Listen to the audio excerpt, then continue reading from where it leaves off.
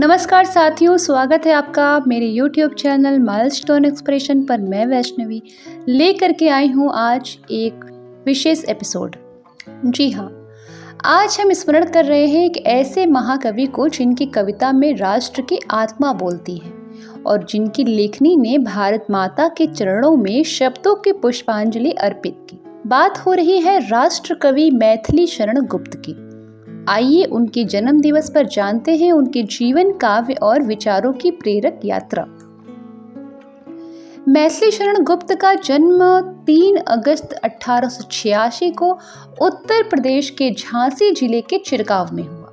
उनके पिता रामचरण कनकनी जी स्वयं एक साहित्य प्रेमी थे।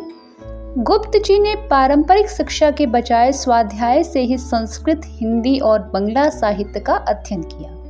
उन्हें बाल्यकाल से ही कविता में रुचि थी और मात्र 17 वर्ष की उम्र में उन्होंने कविता लिखना शुरू कर दिया था।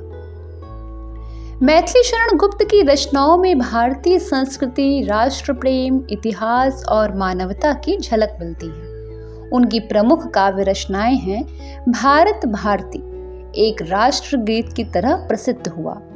दूसरी साकेत रामायण की कथा को उर्मिला के दृष्टिकोण से दिखाती है। पंचवटी, जयद्रथ वध, यशोधरा और सिद्धराज जैसी रचनाओं ने उन्हें हिंदी जगत में अमर बना दिया। उनकी भाषा सरल, सरस और भावप्रवण थी, जिससे आम जन तक कविता पहुंची। गुप्त जी को राष्ट्र कवि की उपाधि स्वयं महात्मा गांधी ने दी थी। उन्होंने स्वतंत्रता संग्राम के दौरान हिंदी कविता को राष्ट्रीय चेतना का माध्यम बनाया।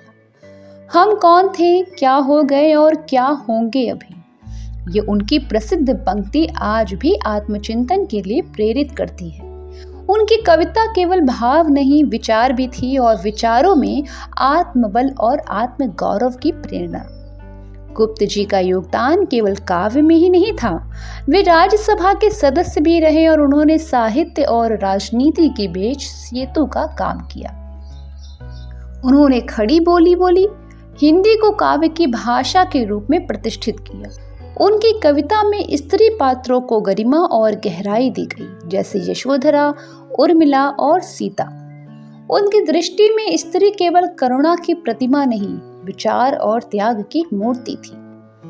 आज जब हम आधुनिकता के शोर में अपनी जड़ों से दूर होते जा रहे हैं, तो मैथिली शरण गुप्त की कविता हमें अपनी मिट्टी से जोड़ती है। उनकी वाणी में वेदना है, गर्व है, त्याग है और सबसे बढ़कर भारत की आत्मा की पुकार है।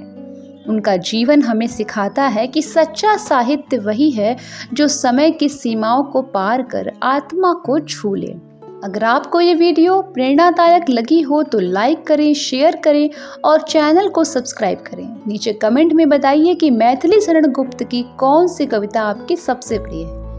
राष्ट्र कवि को शत शत नमन। जय हिंद, जय भारत। धन्यवाद।